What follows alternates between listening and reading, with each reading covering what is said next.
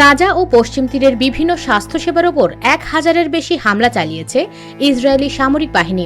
রোববার ৪ আগস্ট এক প্রতিবেদনে কাতার ভিত্তিক সংবাদ মাধ্যম আল জাজিরা এই তথ্য জানায়।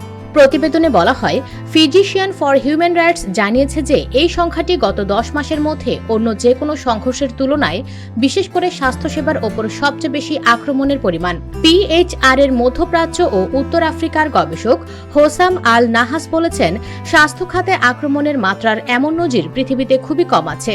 হোসাম আল নাহাস আরও বলেছেন, আক্রমণগুলো কেবল ইট পাথরের বিল্ডিংগুলিতে আক্রমণ নয়, বরং হাসপাতালের বিছানা, প্রয়োজনীয় ওষুধ, অস্ত্রোপচার এবং জীবন রক্ষাকারী প্রয়োজনীয় সরঞ্জাম ব্যাপকভাবে ক্ষতিগ্রস্ত হয় হামলার কারণে। উল্লেখ্য, তিনি ইসরায়েলকে সতর্ক করেছেন যে এই পদক্ষেপগুলো আন্তর্জাতিক মানবিক আইনের সরাসরি লঙ্ঘন। US Bengal desk.